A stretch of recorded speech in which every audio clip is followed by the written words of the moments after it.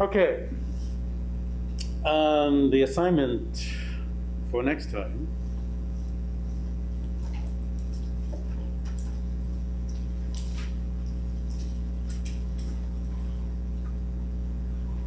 is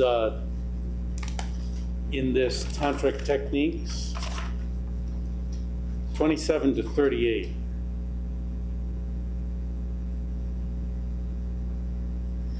That's the section on the 6 deities, the process of one of the aspects of doing deity yoga.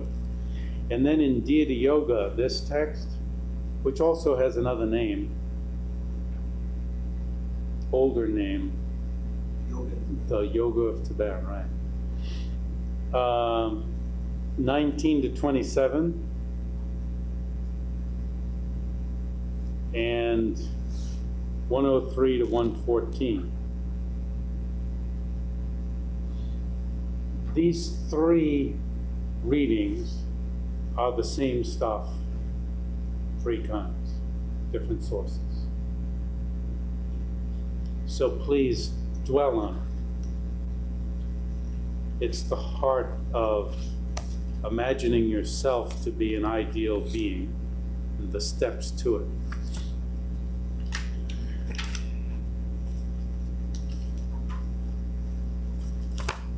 If we get there next time. The last time there was a question about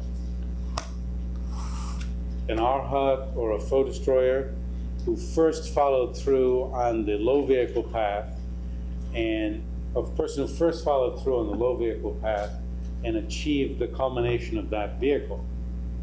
That person would have already directly cognized emptiness, according to the consequent school, the most subtle emptiness, and would have overcome all of the afflictive emotions. Therefore,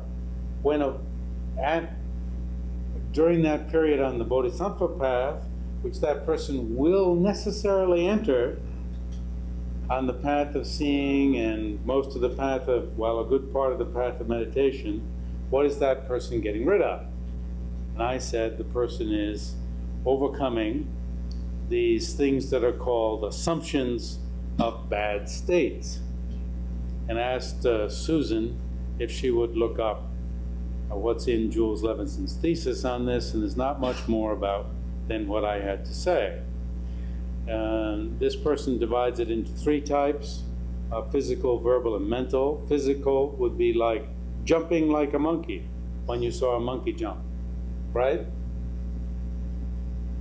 Spontaneous, what would be a situation here?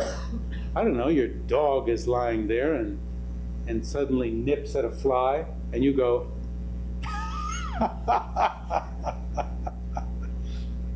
right? So this is even though you've overcome all afflictive obstructions, you've become released from cyclic existence, you're still subject to these foolish residues, habitual actions. Verbal situation would be like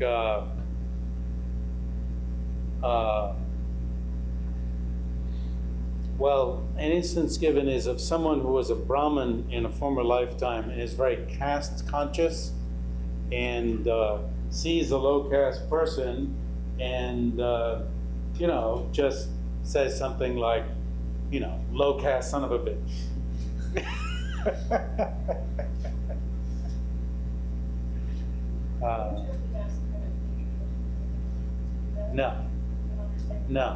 No hatred at all. It just is, it's like a tape recording, and it's in the mind, and it's like this image is presented, and the mind, and there's no hatred that goes along with it. Hatred, you're beyond. You're way beyond hatred. So it's very interesting. You know, one wonders what the extent of these unseemly, you see, the assumption of bad, but meaning unseemly states. They don't look good.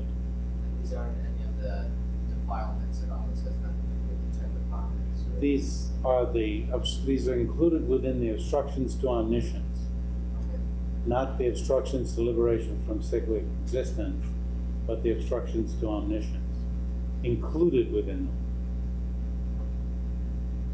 Would the boat destroyer realize that they had said something negative? Yes, and then wouldn't go along with it, wouldn't try to make up some song and dance that made it okay.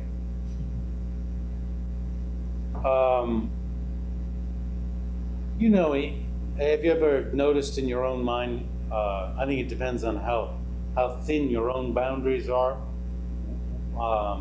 People have thick boundaries and thin boundaries, and those with thinner boundaries will notice, you know, somebody cuts in front of you in a car, immediately in your mind is fuck you or you know, whatever. You know, a person of whatever persuasion or whatever comes near you, and there's immediately some thing that comes with an emotional overtone, however, that then you might agree with and get involved with and give the person the finger, or, you know, although I suppose that could be one of these physical ones. Can't you see this great religious teacher, you know? And somebody asks a difficult question. Oh, sorry. That's one of those unseemly states. Please, I'm out of cyclic existence, believe me.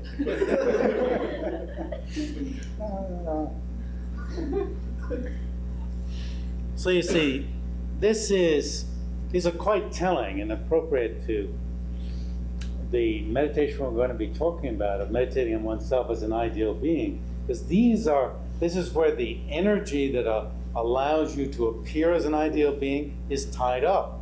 It's tied up in these crappy physical, verbal, and mental residues, so that you can't just open your mouth and everything will come out just right.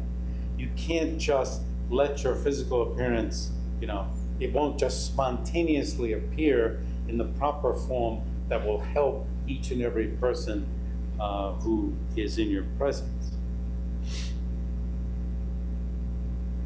So one book said a bad verbal situation would be like saying to another bitch, or, which I can only assume, that was mangmo. I don't know, I don't remember. This one is base one. That's unbelievable. What is base one?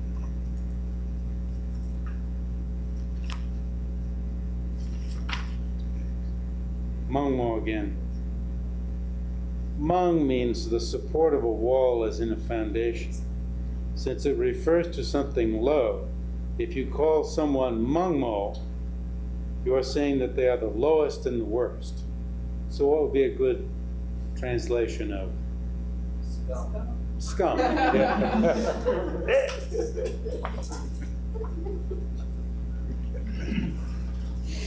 Okay. So Buddha prohibited that monks and nuns and so forth say such things to people. Hey, scum! But even people who are arhats still have such spontaneously. So you see, a Buddha spontaneously is doing what's helpful, what is compassionately helpful. So there's still a block. Yes? A while ago you said that, right at the beginning when you started talking about this, you said an arhat who vows to become, who enters onto the Bodhisattva path, which all do. Is that what you said? Yes. All in this system, in the consequence school, all persons who go through the low vehicle eventually enter the great vehicle. Why? Because everyone has the Buddha nature. Now, it's not that all schools agree with this, but the prime school that I'm talking from here, this is their opinion, that everybody goes on. In the school of consequences, how do they explain the problem of foe destroyers who go into cessation? They're always roused from cessation. It's possible to rouse. Apparently a whole lot of Buddhas snap their fingers.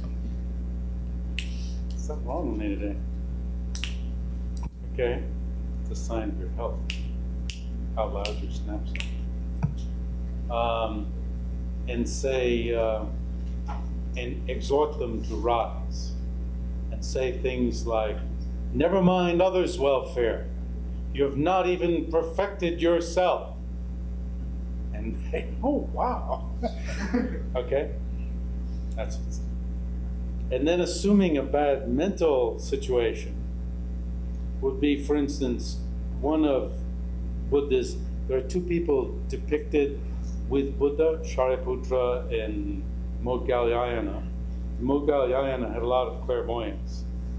And he looked for a long time with his clairvoyance, but he couldn't realize that his mother had taken birth in a particular worldly realm called having rays of light. So there was some block. Even though he was clairvoyant, he could tell you where your great-grandmother was reborn. He couldn't tell where his own mother was reborn. I can't imagine what the block would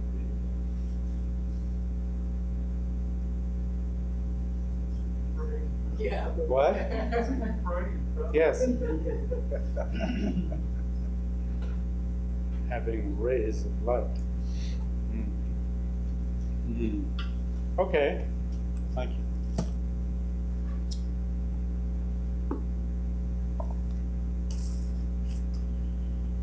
Then the seminar, my seminar last fall was on meditation on emptiness.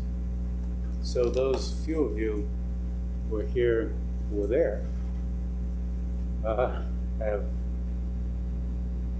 bring, hopefully, you sat in on it, right? But anyway, very important to understand the process of meditating on emptiness. So what are some of the important points that were raised that struck you in this chapter on the Sūtra mode of meditation? I had a question. Yes. The section dealing with, I understood this section dealing with ascertaining the I and the aggregates are not one, but I had difficulty understanding the other one. The I and the aggregates are not different. Mm-hmm.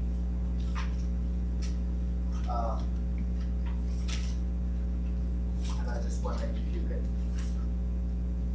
talk a little bit about the fourth sense of that the I and the aggregates are not inherently different. And especially in regards to memory, where does memory fit into it?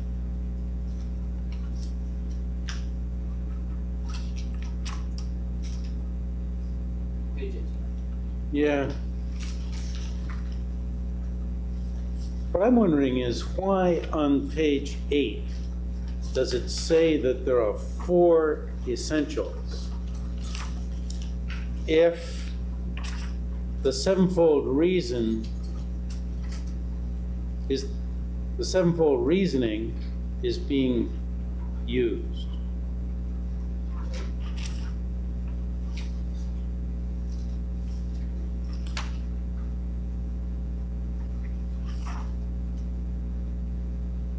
Well, didn't you at one point put in the other parts of the 7-point reasoning into either 3 or 4? Yes, I did. I see. So even though in part 2, On page 15. yeah.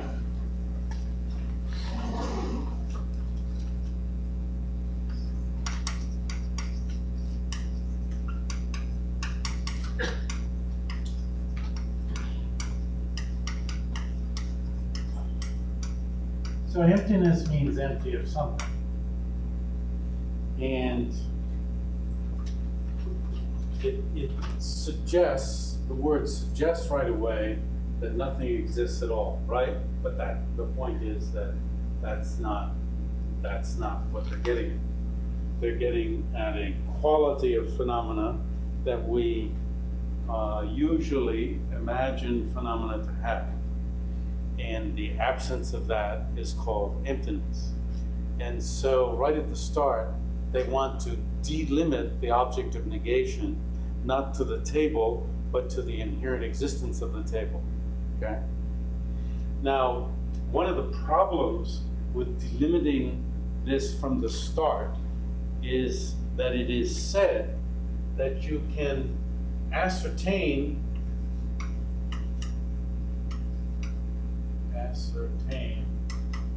with valid cognition the difference. I'm writing it because it's such an important one, between inherent existence and existence only after you realize emptiness. So then how can the first step be to ascertain the object of negation? It's very clear. You see, we can in words very easily say inherent existence isn't existence, existence isn't inherent existence, right? And we very easily with our fingers say inherent existence is being refuted, existence is not being refuted, right? Words and fingers. But to understand the difference between inherent existence and existence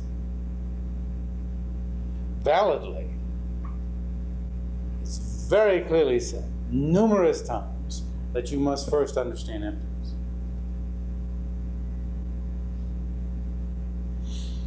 Now it's the same people who posit the 4 steps, who say, so what's the solution?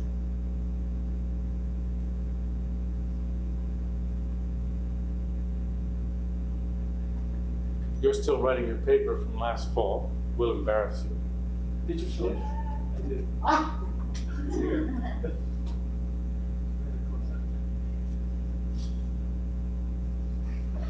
We'll turn to the page here that tells us. There is something like that. I was thinking, well, one thing, Yes. a song about the tradition suggests was able to verify the distinction between inherent existence and empty existence, but through his own practice. But they don't rely upon just having faith in song, but they use reasoning. So I think you have to start with inference before you can directly understand the distinction. So is inference valid cognition?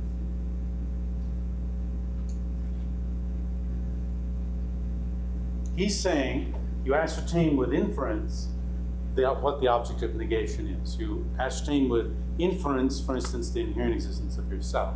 And so I ask him, is inference not valid cognition? Yes or no? Yes or no? Yes. Yes, yes. 2 types of valid cognition, inference and direct perception. So he's wrong. So, then? Yes, ascertaining with correct assumption. That's remember last time? It's 1 level below inference.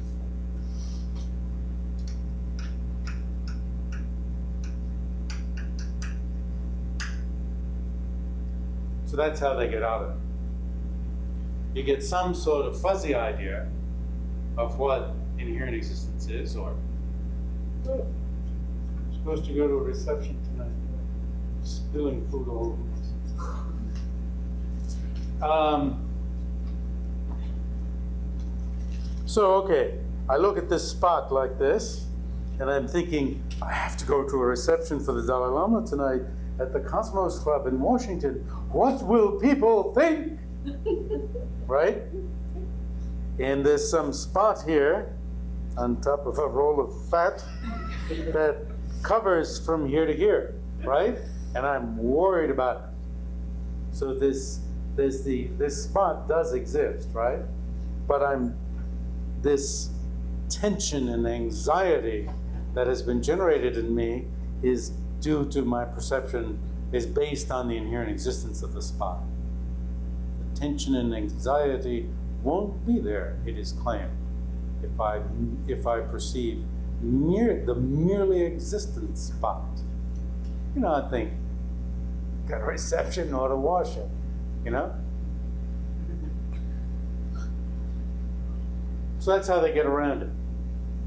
Now, it is said that in the process of meditating on emptiness, you get some idea of what the object of negation is, and you use the reasoning some. You can get a better idea of what the object of negation is. You can use the reasonings better, and you can advance like so.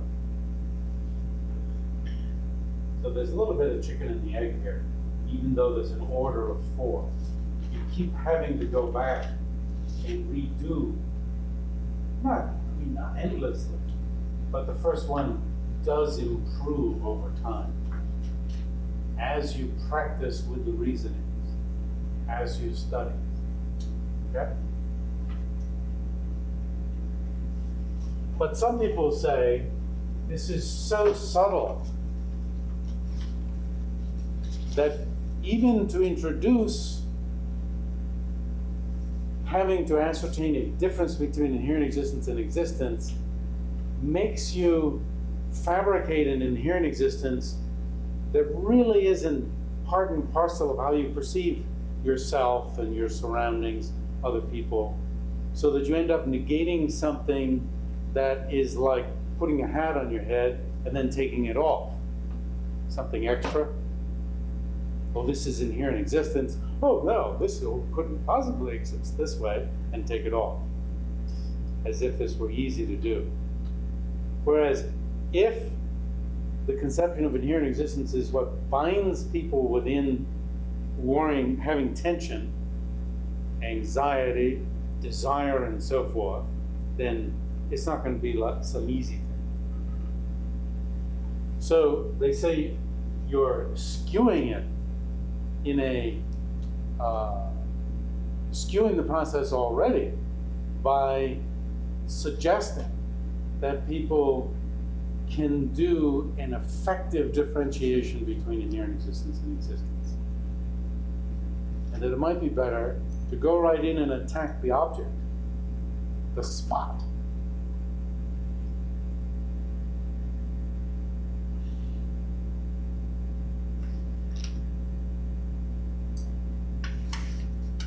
Then, the second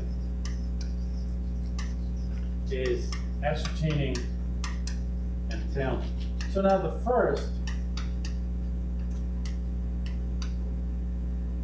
as is said in the text, you need some sort of situation where somebody accused you, got angry at you, or whatever, and you responded with, you know, the hurt person, which is all very clear. You know, you hurt me, you have accused me, you have said something to me that's awful. It was great yesterday, just before I had to read this, I got all pissed off at somebody who was accusing me. Then I had to read this. Oh my, yes, there it is. Oh, wow, yes. So there's some mirror, a situation, even though the sense of inherent existence is there all the time, you need somewhere it's a bit grosser than usual, where you're accused, and especially when you're falsely accused, or correctly. Because your first reaction is going to be, no, I didn't do that. Or I'm not responsible for that, or I didn't hurt you, or I didn't beat you. And you're always doing that to me. I don't deserve this. You're always doing it to me. That me is very clear. And that's said to be getting a hold of the object of negation. That's what it means to get a hold of the inherently existent I. You're fighting the other person based on that I, right? So you're not going to give up, think, well, yeah, well, that doesn't exist, right? You're going to be convinced that it exists. if it really gets if you really see it. Yes. One of the things that does suggest that very thing that you think is going to help you is what seems to be needed. Is that shocking? But Yes. that I that arises is on because when you say, I don't deserve this, feeling that arises just help you out. Yes, it's a protector. You're gonna, this is something to be preserved. Quite opposite from something to be undermined. And when I think that's what's needed, I don't want to make it. Yeah, right. Can you imagine the whole nexus of emotions that is built on it? Forget about former lives. Throughout the whole of this lifetime, all sorts of emotions built on that. So if you disturbed it at all, you would undergo a lot of disturbance, ripple effects. My question is, when you have these kind of experiences of extreme emotional reaction that kind of bring this visceral sense of emotion forward, is there anything that you can, if you have the awareness that sees what's going on, is that all there is? In the sense of the practice, is there? I feel like sometimes like I'm split. I'm simultaneously incredibly pissed off. Usually that's what I see. And aware of being pissed off because I'm trying to protect me. When you said aware of being pissed off because I'm trying to protect me, what does that mean? Pissed off because you're trying to protect me, or aware because you're trying to protect me? Pissed off because you're trying to protect me, right? I just didn't figure out where the aware part went. Two separate. Pissed off because I think there is a need. Yes. I'm aware of how strongly I'm thinking there is a need. Yes. Somehow, because the emotion is there that strongly, it creates the opportunity to see it. Yes. Really directly. In that situation. Okay, what's left to do? Yes. Okay, that's where the other steps come in. Okay. Plus, I think compassion exercises, like just as I want heaven, still want suffering, so this person, this awful craphead, wants scum. Yes. Usually it's the closest person to you, right? Wants happiness, doesn't want suffering. That to me is a great help. And meditation on emptiness may be too difficult at that time, but watching it, I think, is very helpful, because you're seeing what it's like, and there's a sense of, there can be a sense of discomfort, right, with how awful this being looks, but you have to watch it. It said, let it not, don't beat up on your wife. Let it operate as normal, but as normal, as usual, and watch it with a subtle enough mind so that it doesn't interfere with it. And of course, if it's strong enough, you remain, as you're saying, pissed off, and you're sort of locked in this hell of having to watch yourself as an idiot. What about the switching back and forth between the anger and watching and anger and watching? I mean, this is... Yes. What's being suggested here is that preferably the watching is so subtle that the anger or whatever, the sense of self just goes on. But who am I? And the same thing when you get something that you want.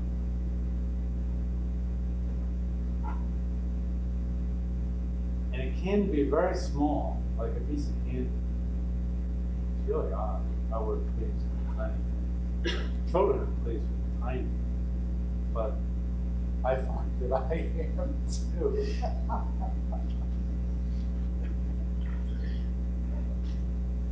When I finally see Harrison Ford's face, like tonight at the reception.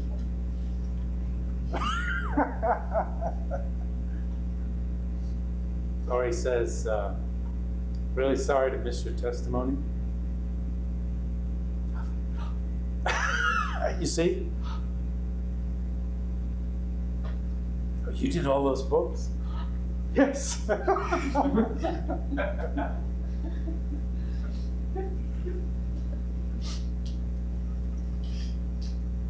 So, there isn't any more instruction on that, on getting a hold of the object of negation, other than that. It's not like you go through some complicated thing of inherent existence and nominal existence and you try to figure them out, because it means really that means to understand emptiness. There is sometimes reflection on nominal existence or dependent existence. You know, if you reflect enough on dependent existence, then when the grossly independently existent self appears, you see it all the better. Is it that we only see a partial view of emptiness in these situations, or is it that we have a very short glimpse of it? I think there's probably no glimpse of it yet. Yeah. Yeah.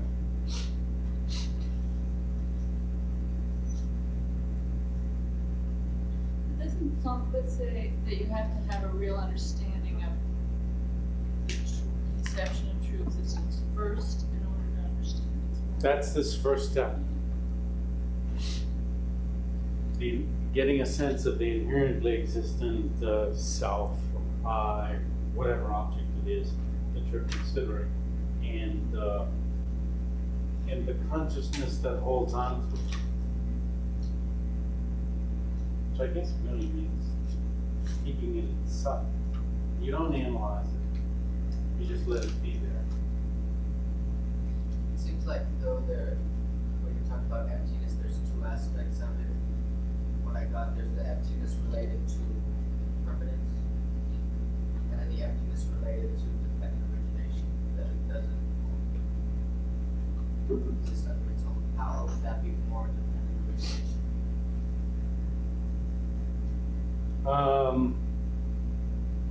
Wow.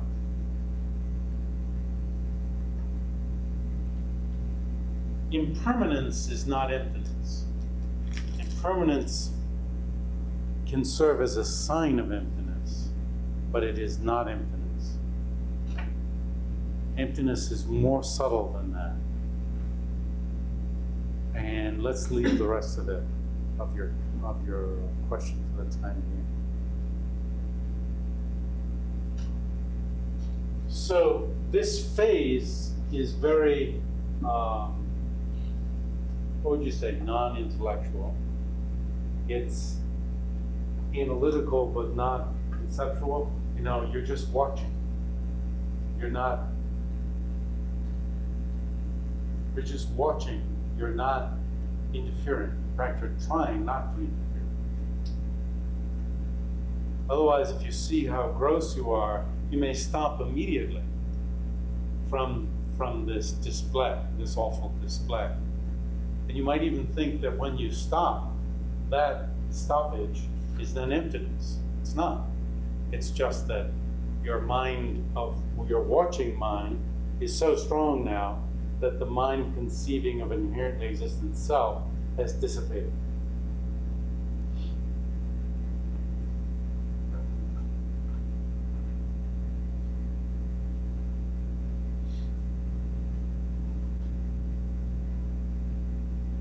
So if you suddenly hear a loud noise, right? This.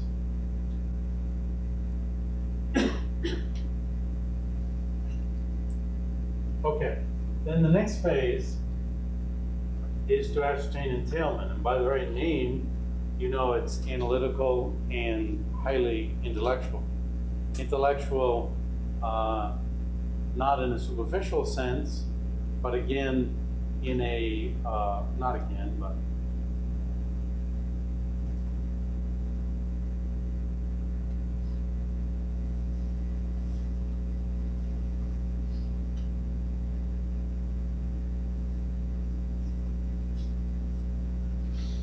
I don't know what a good example would be.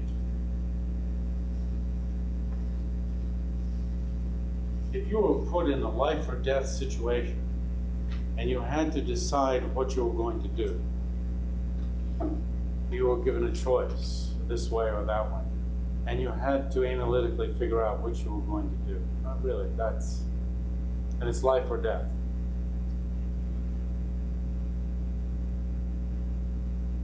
We usually think of logic as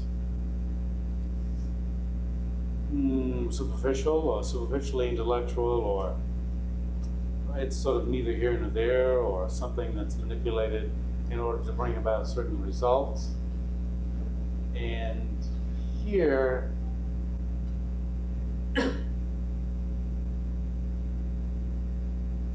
this will only work if you fully suspect it of manipulating you and getting beyond that.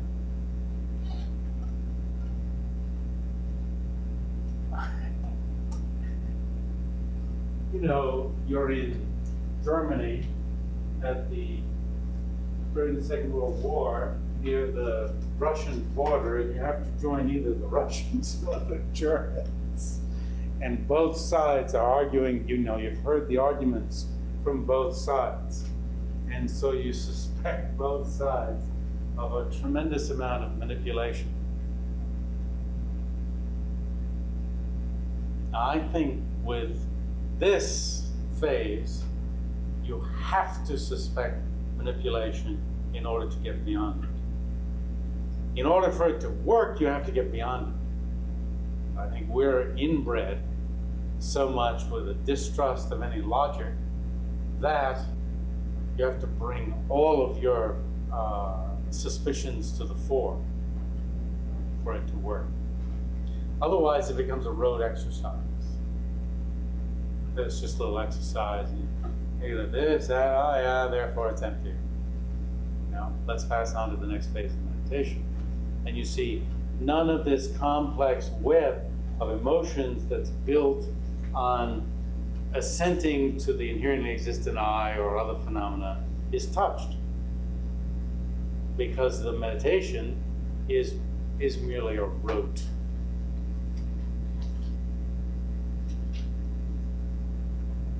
A rote matter. So now, here we take the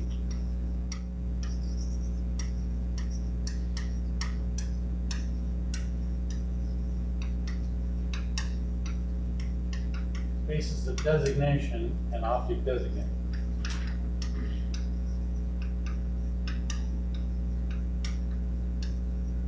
Even the names, right, make you think, well, this isn't something natural. Well, it isn't natural. It's a type of analysis that's going to be used that will interfere with the non-analytical assumption that phenomena do inherently exist. It's an unusual type of analysis. It is unusual.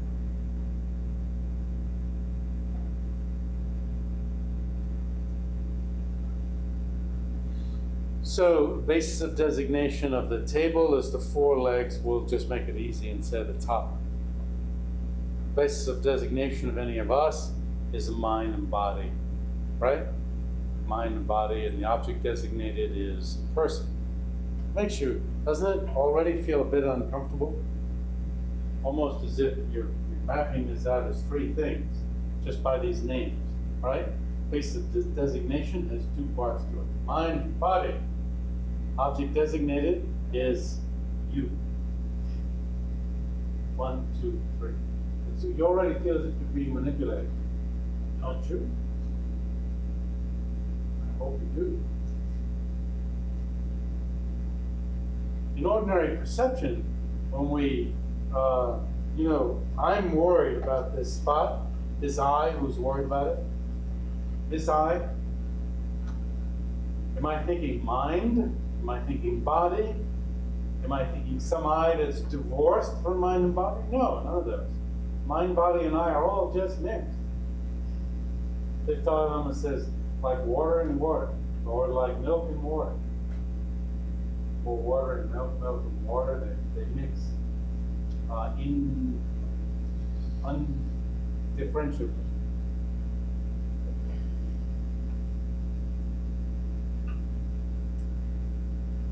It's the ordinary way.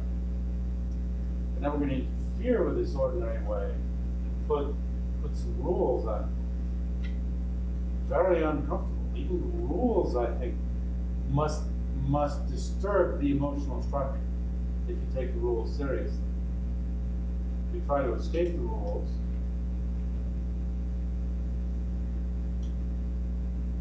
probably wouldn't mean anything. So the basis of designation and the object designated. And what they're saying in the second section on ascertaining entailment is that something is either the same as or different from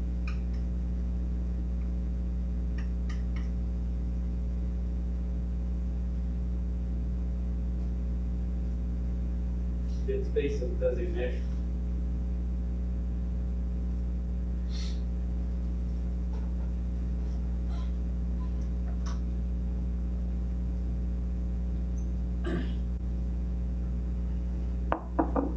So this is not a meditation in which you just open your mind and perceive the natural flow of the mind, right?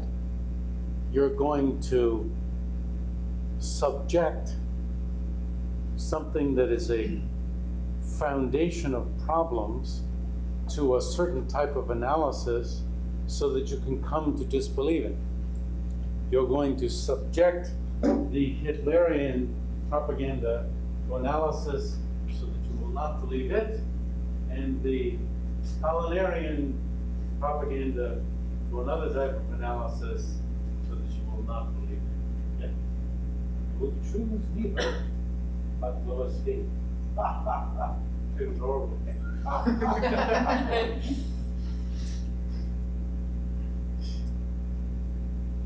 I've known people who, Mongolians, who were so fed up with Stalin that they joined Hitler's forces and ended up in Germany, and eventually were brought over to the United States by an act of Congress.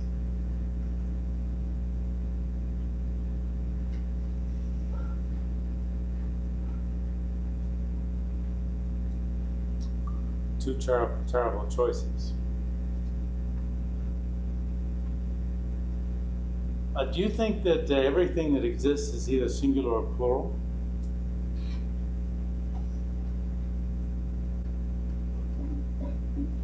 Would you want to stake the validity of any of your emotions on an analysis of singular and plural? I mean, it's like, yeah, right. Show me the basic nature of my mind, but don't make me think about singular and plural or same and different from basis of designation. But that's exactly what's done. Very basic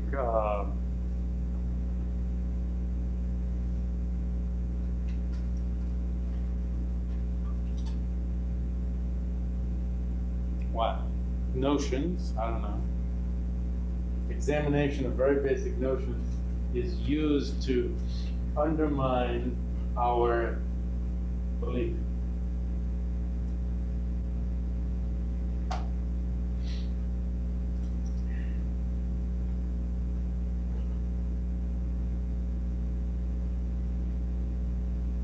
So, same as or different from, base of designation is either the same as or different from the object designated. Base of designation in this particular case is mind and body. The object designated is I.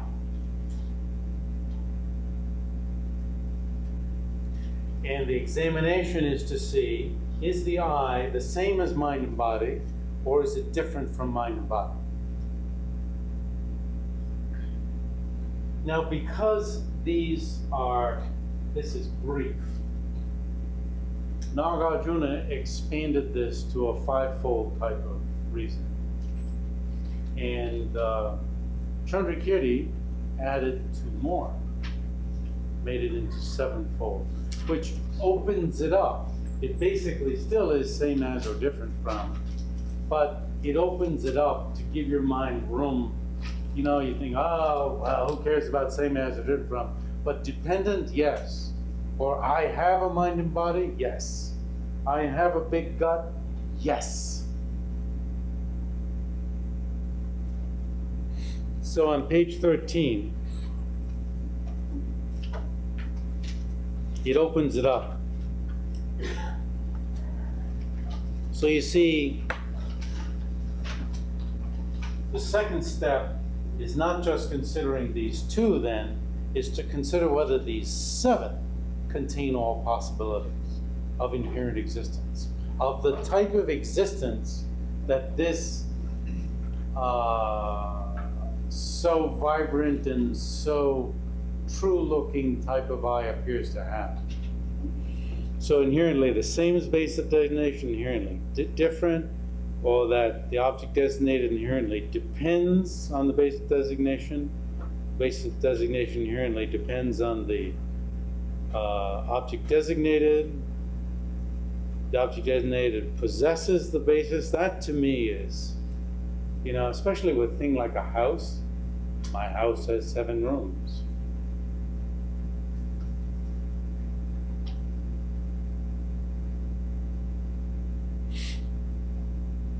There are two types of possession. The way a house possesses rooms, which is same entity, like a tree in its core, or the way a person possesses a cow or dog or bird. Different entity, right? Next is the object designated as the special shape of base of designation, right? We look around the room with, especially, you know, we're starting to get familiar with each other. You know, we know each other based on what? Sometimes on voice, but largely on shape.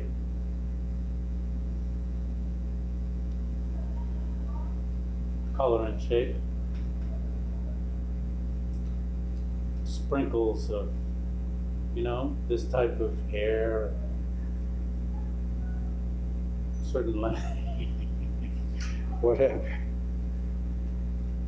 But of course, the idea that beings are either color or shape is absurd.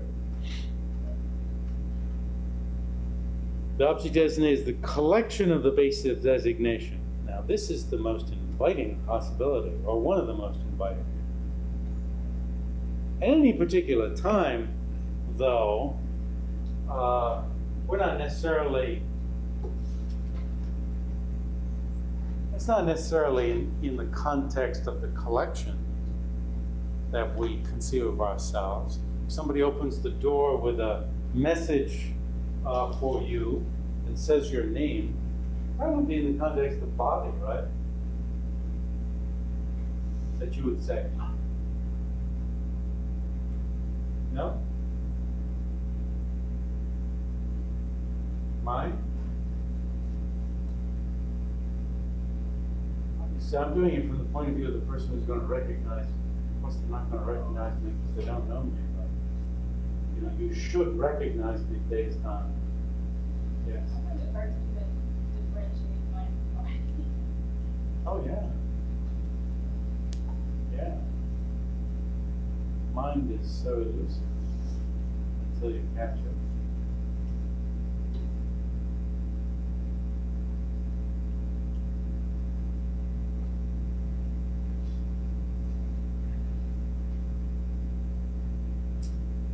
Is the last one then the eye is a collection of aggregates? Is that another way of the last one? Yes. The collection of the aggregates, or the right. The most likely possibility. Probably. And then you see the rest of, instead of having steps 3 and 4, if you really follow this out with 7 possibilities, then you're going to have steps 3 through 9. You're not just going to have same and different. You're going to have 3 is same, 4 is different, 5 is one type of dependence, 6 is another type of dependence, 7 is what? Possession. 8 is shape. 9 is collection.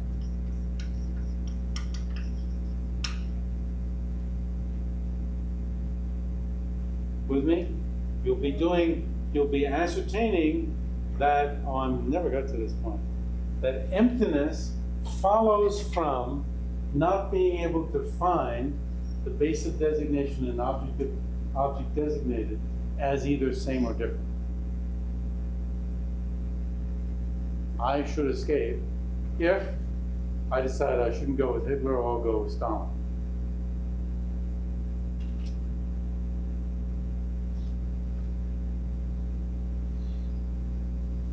So that's the entailment of emptiness from not being able to work it out in these 2 ways, or which are really 7 ways.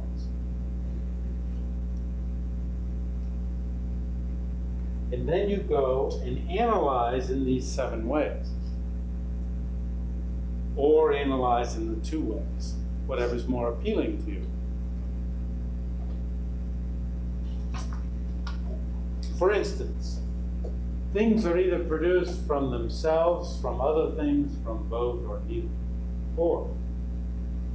So then after 2, you've got 4 analysis. Another type of reasoning is dependent arising. Such and such does not inherently exist because of being a dependent arising. There's only one step, which will have many sub-steps. Each of these has many sub-steps. So that's why near the beginning of the class when we started talking about this, I questioned why there were 4 essentials. Because the text itself brings up the 7-fold reasoning. If the text itself is built around 7-fold reasoning, then there should be 9 steps, 9 essentials.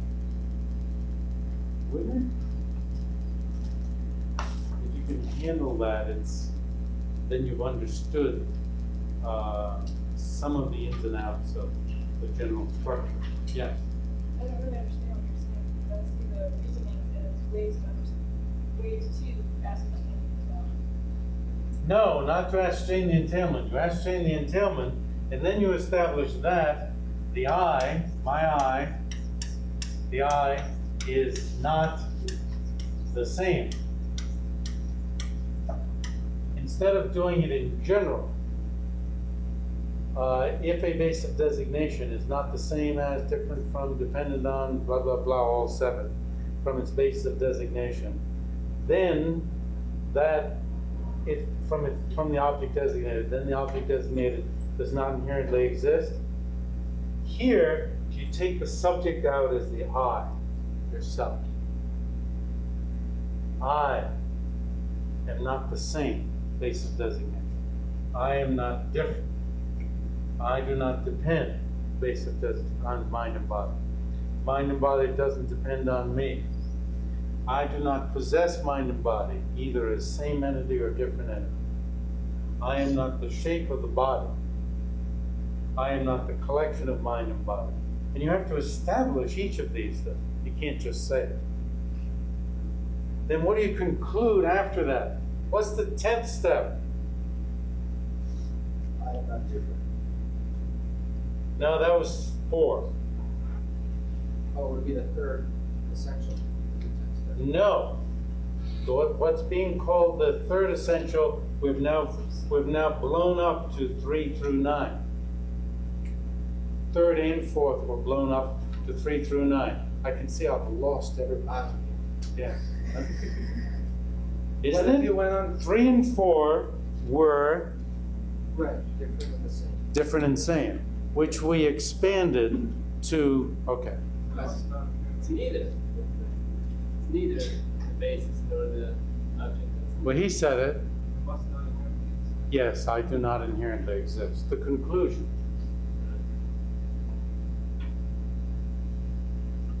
So if you have they don't list a final step. It's just not in the tradition. Because it's obvious. Once there's entailment, and once you establish that this particular subject, I, don't fulfill any of these 7, then the conclusion is, I do not inherently exist. So, you have a sense of I, who's worried about a spot. Very clear sense of I. And I start searching for it, all right? I mean, I have that clear sense of it already. Then I start searching. Is it the same as mind and body? And I go through reasoning. Is it different from mind and body? I go through, and I determine, no, I'm searching for it. It's not the same, not different. Does it depend on mind and body? No. Do mind and body depend on it? No. I'm searching, searching, searching. Does it possess mind and body? Certainly seems that way, doesn't it? But I go through reasonings and establish that it doesn't. Search, search. Then is it the shape? Is it the collection? No. And I'm left with this thing that was so, terrific to me.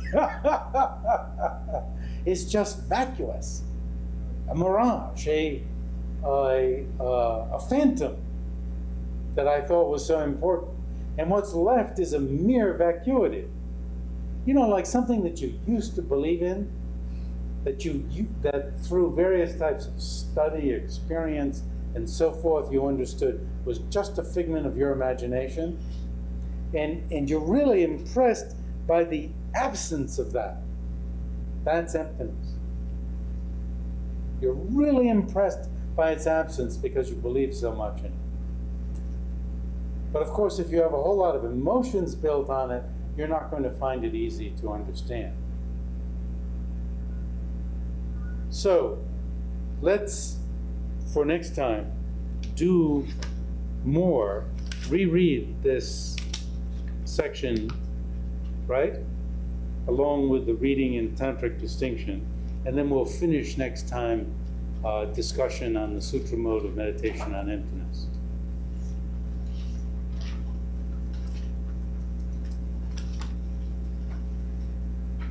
So the readings you gave us at the beginning of this class is for The next time. The following. Not for Thursday, but for the next Tuesday. And then we'll be getting to your question, you see, about the specific reasonings. We never, we only did the prologue for the answer.